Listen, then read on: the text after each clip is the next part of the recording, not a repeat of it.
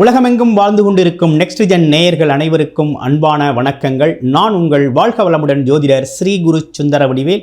இப்போ பார்த்தீங்கன்னாக்க இப்போ வரக்கூடிய குரு பகவான் வக்ரவம் பெற்று அதிசாரம் பெற்று பலனளிக்கக்கூடிய இந்த காலகட்டத்தில் என்னென்ன விதமான பலன்கள் இருக்குது குருவினால் அப்படிங்கிறத பற்றி முழுமையாக பார்க்குறோம். குரு அப்படிங்கிறவர் பார்த்தீங்கன்னா முழுமையான சுபர். அவர் பார்த்தீங்கன்னாக்க இப்போ வக்ரவம் பெற போகிறார்.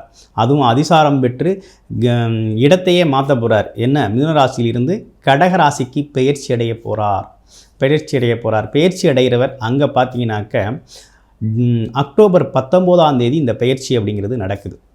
இந்த வக்ரவ பயிற்சி அப்படிங்கிறது நடக்குது.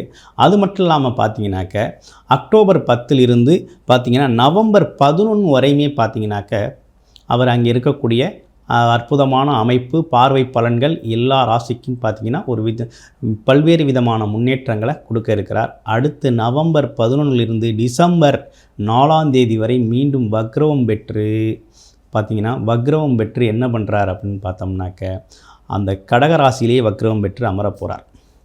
கடகராசியில் வக்ரவம் பெற்று அமர்ற அந்த காலகட்டத்திலையும் பல்வேறு விதமான சேஞ்சஸை ஒவ்வொரு ராசிக்கும் கொடுக்குறார்.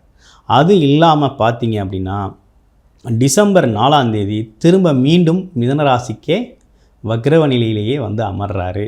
அது பார்த்திங்கனாக்க உங்களுக்கு மார்ச் 11 வரையுமே அவர் வக்ரவ நிலையில் தான் இருக்கிறார்.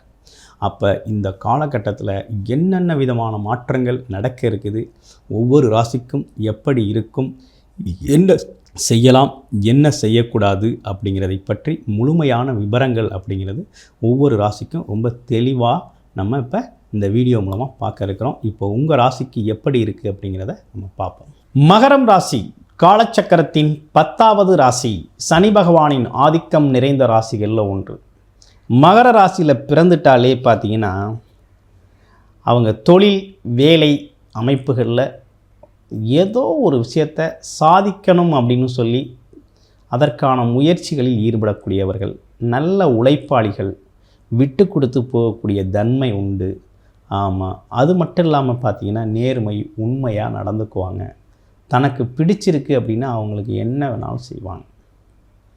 ஆமாம், நல்ல ஒரு பண்பாளர்கள், அதே நேரத்தில் நீதி நேர்மையோடு பயணம் செய்யக்கூடியவங்க, தொழில் தர்மம் பாதுகாக்கக்கூடியவங்க அப்படின்னு பல்வேறு விஷயங்களில் இவங்க சிறப்புடையவர்களாக இருக்கிறாங்க.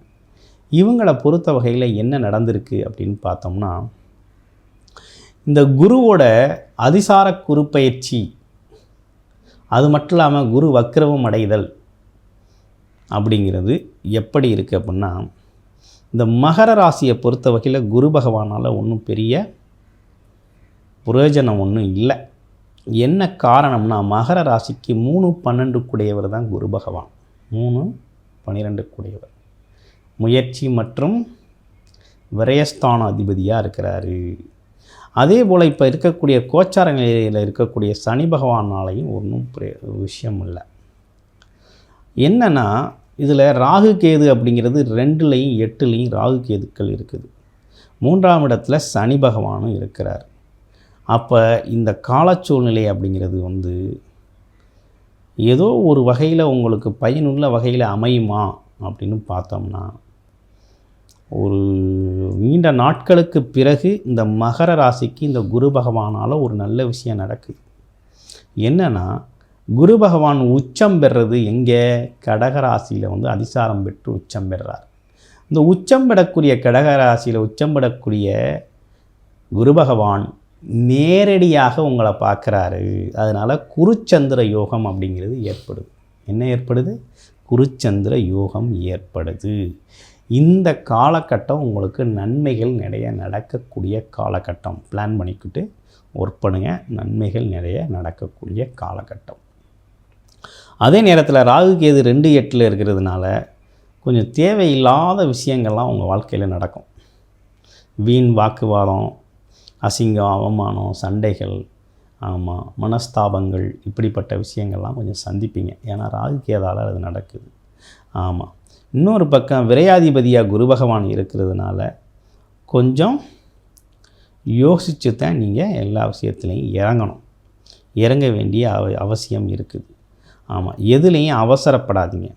எதுலேயும் அவசரப்படாதீங்க. எப்போனா குரு வக்ரவம் ஆகிற காலகட்டத்தில் அவசரப்படக்கூடாது. குரு எப்போ வக்ரவம் ஆகுறாரு? நவம்பர் 11லேருந்து டிசம்பர் 4 வரை வக்ரம். அப்போ அந்த காலகட்டத்தில் எதுக்கும் பெருசாக அவசரப்படக்கூடாது. ஏன்னா உங்களுக்கு அந்த காலகட்டம் வந்து கொஞ்சம் பொருத்தம் இல்லாத காலகட்டம். 7ஆம் இடத்துல குரு வக்ரவம் ஆகுறது அப்படிங்கிறது பொருத்தம் இல்லை. ஆனால் அதிசாரம் பெற்று குரு உச்சம் பெற்று நல்ல நிலையிலிருந்து பார்க்கையில் நல்ல விஷயங்கள் நடக்கும். அப்போ இதெல்லாம் புரிஞ்சுக்கணும் அப்படின்னா உங்களுடைய பிறப்பு ஜாதகத்தில் என்ன திசாபுத்தி அமைப்புகள் நடக்குது, என்ன ராசி, என்ன லக்கணம், எது சார்ந்த முயற்சிகள் இப்போ உங்களுக்கு கை கொடுக்கும் அப்படிங்கிறதெல்லாம் முழுமையாக நீங்கள் பார்த்து வச்சுருந்தீங்க அப்படின்னா ரொம்ப நல்லாயிருக்கும்.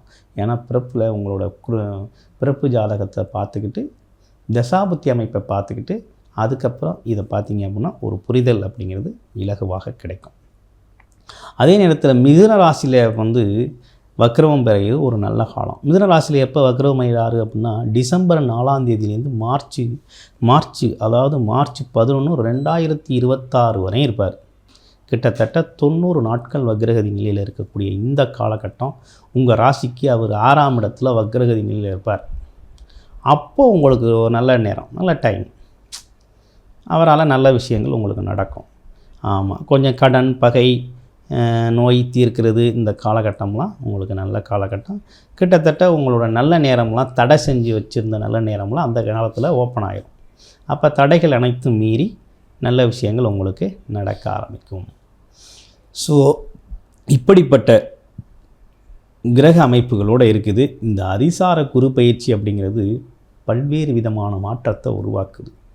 எப்படின்னா யோகங்களை கொடுத்தவங்களுக்கெல்லாம் கொஞ்சம் அவயோகத்தையும், அவயோகங்களை கொடுத்தவங்களுக்கெல்லாம் கொஞ்சம் யோகத்தையும் மாற்றி அமைக்கக்கூடிய, மாற்றம் தரக்கூடிய பயிற்சி தான் இந்த அதிசார குரு பயிற்சி, வக்ரவ நிலை அப்படிங்கிறதெல்லாம். ஸோ உங்களுடைய பிறப்பு ஜாதகத்தை நீங்கள் பார்த்துக்கிட்டு தசாபுத்தி அமைப்பை பார்த்துக்கிட்டு இந்த பலன்களை எடுங்க. உங்களுக்கு ஒரு புரிதலும் ஏற்படும். இந்த காலகட்டத்தில் என்ன செய்யலாம், என்ன செய்யக்கூடாது அப்படிங்கிறதெல்லாம் ஒரு ஐடியா கிடைக்கும். நன்றி, வணக்கம், வாழ்த்துக்கள்.